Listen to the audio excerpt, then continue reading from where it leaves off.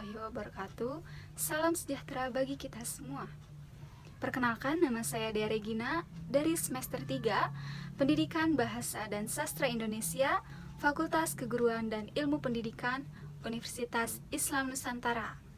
Nah, di sini saya akan sedikit mereview naskah drama karya Arifin Khairin Nur yang berjudul Matahari di Sebuah Jalan Kecil untuk memenuhi salah satu tugas apresiasi drama yang diampu oleh Bapak Wahyudin SPD MSen dan Bapak Riyandi SPD. Dalam naskah Arifin Khairin Nur yang akan dibahas ini menceritakan tentang Simbo, seorang pedagang pecel yang dikelabui oleh seorang pemuda.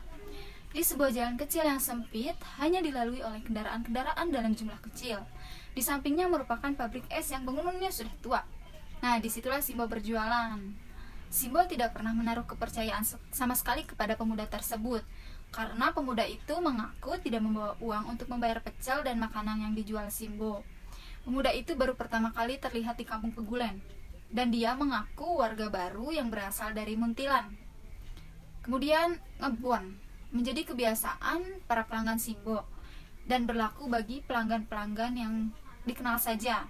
Nah, Simbo sering ditipu oleh pembeli baru yang tidak memiliki uang atau tidak membawa uang untuk membayar makanan yang sudah dimakannya. Kemarin Kampung Pegulen baru saja kemalingan. Penjaga malam dibuat bangun kesiangan gara-gara mengejar maling yang semalam berhasil lolos. Nah, kejadian ini menjadi bahan obrolan panas untuk hari berikutnya. Tapi berbeda dengan si pendek. Dia tidak tahu kejadian kemalingan yang terjadi dan dia pun terus bertanya kepada penjaga malam. Paginya Simbo kembali menjual pecel seperti biasa. Para pelanggan pecel Simbo ini sudah terbiasa ngebon. Seperti si tua, si peci, si kacamata, si kurus dan si pendek menikmati makanan yang disediakan Simbo. Sembari menyantap makanan, mereka mengeluh karena porsi pecel Simbo semakin lama ini semakin sedikit. Si pendek adalah salah satu dari mereka yang bersikap bijaksana dalam menghadapi semakin mahalnya kebutuhan pangan. Semua orang dibuat mengerti dan memahami keadaan tersebut. Pemuda itu ikut bergabung membeli makanan Simbo dan mengikuti arah pembicaraan orang-orang Kampung Pegulen. Tiba-tiba terdengar bunyi lonceng tanda dimulai kembali jam kerja. Para pekerja itu pun segera membayar makanan dan bekerja kembali. Tetapi si pemuda terlihat merogoh-rogoh saku celana dan membuat Simbo ini jadi penasaran. Dan ternyata dompet pemuda itu tertinggal di saku celana lain. Nah, keributan yang ditimbulkan oleh Simbo dan si pemuda ini terdengar sampai-sampai si kurus keluar lagi dari tempat kerja. Usaha si pemuda untuk pulang mengambil dompet di rumah dicegah oleh Simbo dan si kurus. Simbo khawatir jika dia tertipu oleh ulah pembeli makanannya. Si peci pun mendengar keributan yang terjadi dan dia muncul dari jendela.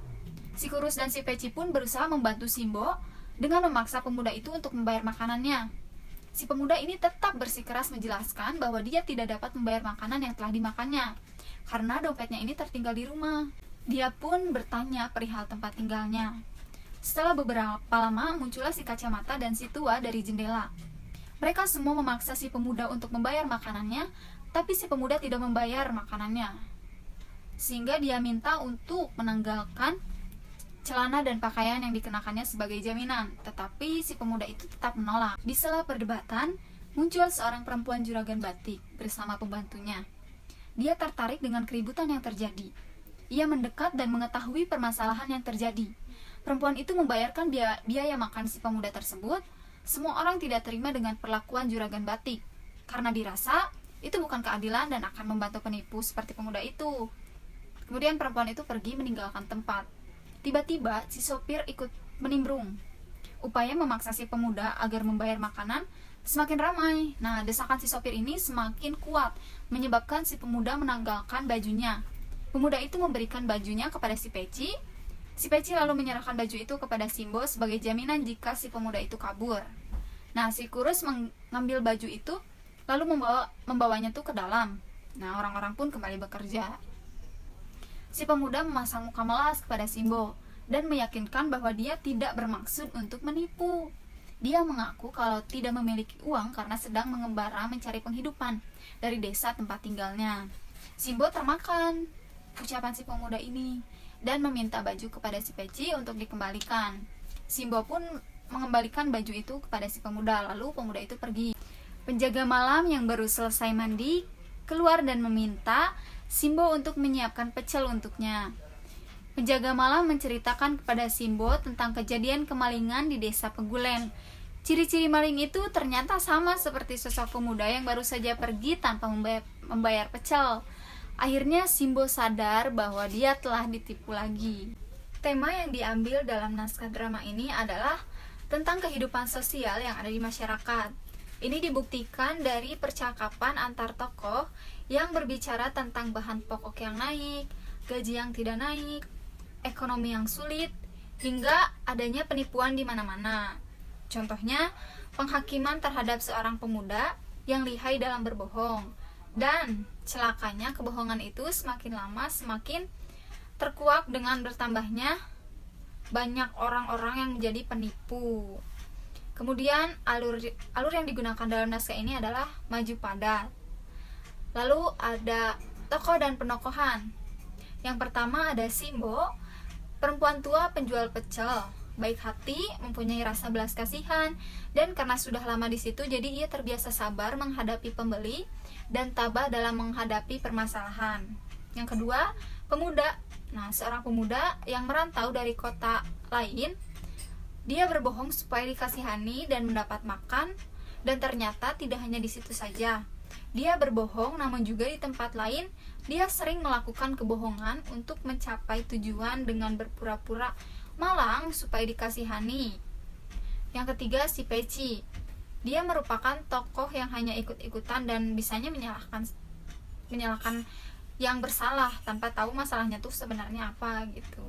Yang keempat, si Kurus, seorang yang bijaksana dalam cerita ini dan terlibat ketika dia membuat keputusan dan kebijaksanaan dalam mengambil keputusan pada seorang pemuda yang berbohong itu. Kemudian yang kelima, si Sopir merupakan orang yang cukup disegani karena dia adalah paling tua dan bijaksana. Setelah dia keluar dari penjara, dia menceritakan kisah hidup dulunya.